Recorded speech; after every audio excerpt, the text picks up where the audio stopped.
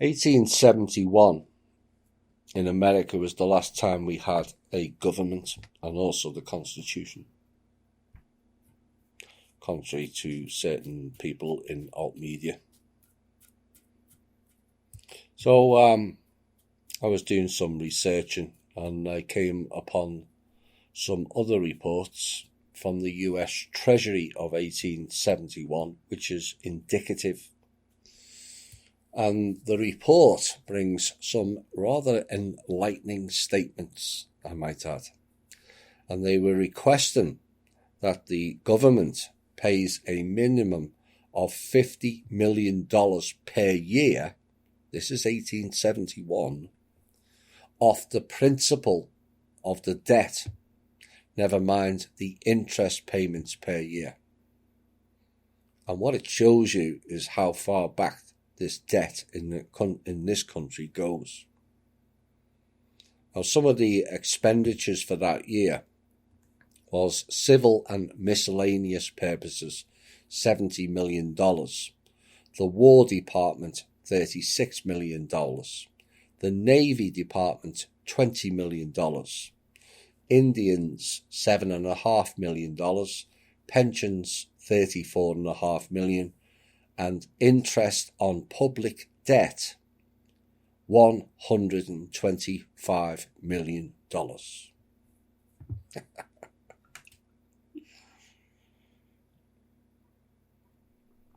In 1871. The total revenue for that year was $383 million, and $125 million was debt interest, plus $50 million off the principal. So that's $175 million out of $383 million of revenue. Roughly 45% of revenue was being siphoned out by the Crown, the Federal Reserve, of which didn't come till later, but certain banks and robber barons were operating then. I guess over time, some things just never change. Another thing to take note from that was the Navy was separate to the War Department. This is likely due to Navy connections with the SSP, which exists to this day, and no, ETs and SSP did not start with Roswell in 1947. You know how they announced things years after it happened or was introduced. And for people who are asking for disclosure now, it was given to you in 1947. Why are you still asking? One of the things that the Treasury requested that year, or recommended, was not, repeat, not building hospitals with bricks and stone, but to put up tents instead, called pavilions. They're really interested in people's health, aren't they? Again, that hasn't changed, despite nearly 150 years further on. And then you had Treasury staff. Again, this hasn't changed. And again, it's the same name. Complaining about their pay. And the higher up ones in the Treasury received $3,000 to $5,000 a year, which is probably a lot of money at that time. But some unknown New York agency responsible for the money were receiving $50,000 a year.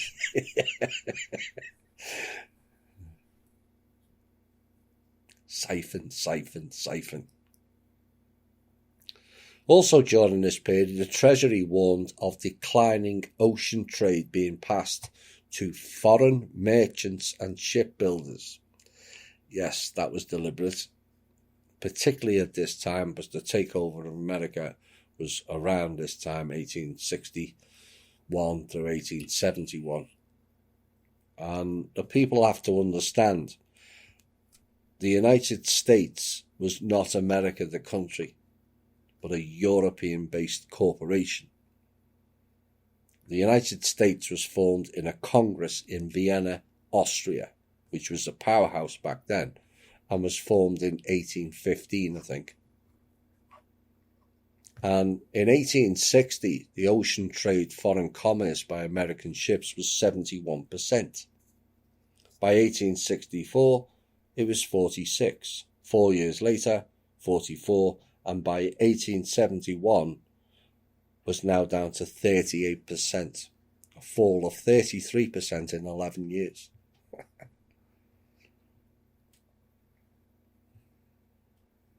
As the Crown collected more and more of the money.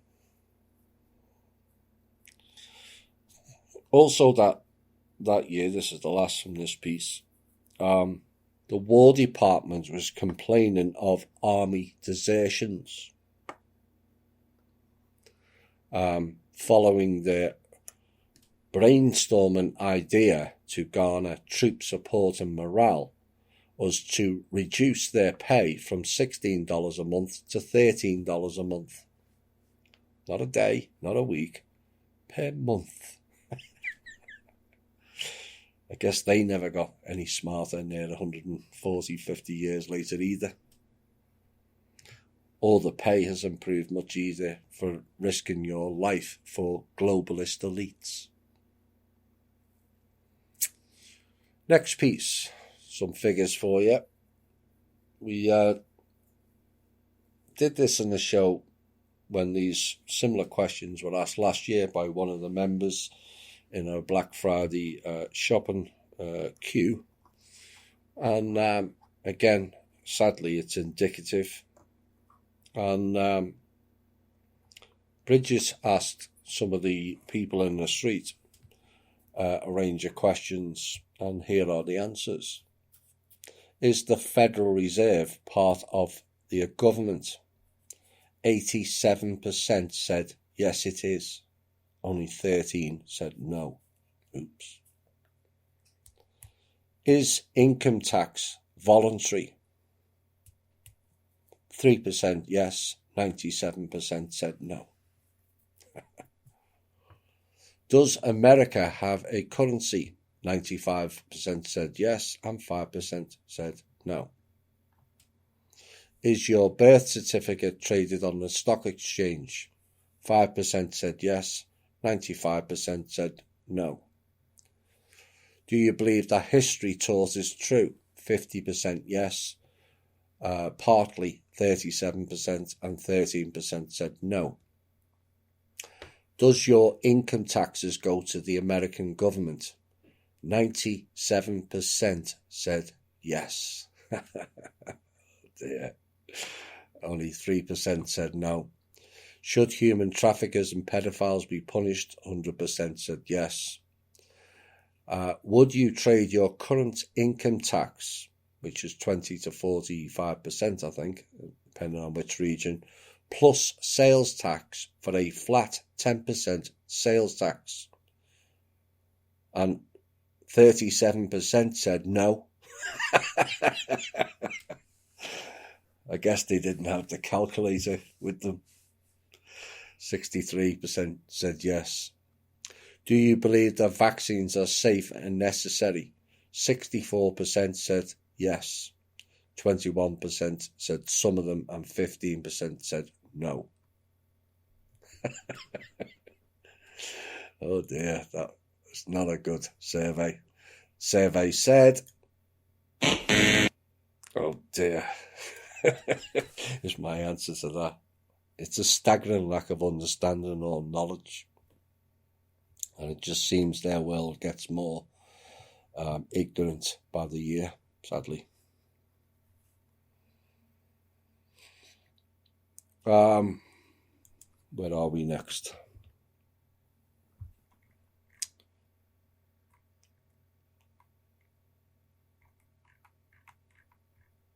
We've covered that. In 1960,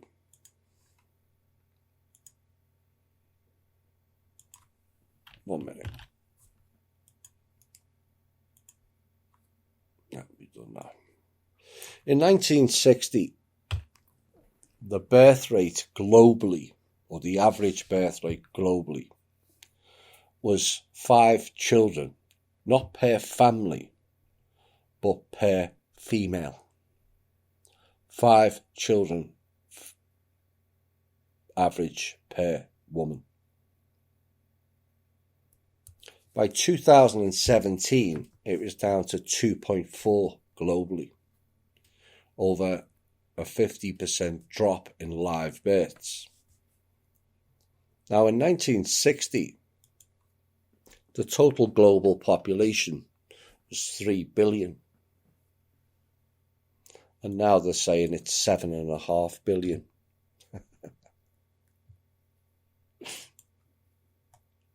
So every woman in 1960, on average, was having 5 children. And by 2017, it was down to 2.4. So according to their statistics, every woman in the world is having just over 50% less children since 1960, and yet the world's population has increased in the same time period by 150%. 4.5 billion increase. Does that make any sense?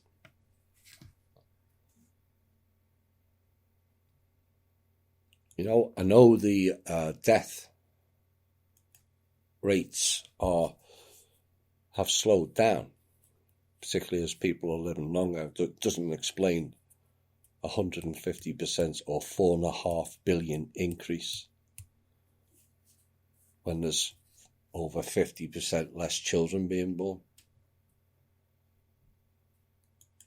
What this confirms, in essence, and what I think, is the world is populated by bots, synths and clones, or they lie about the population rate, or both.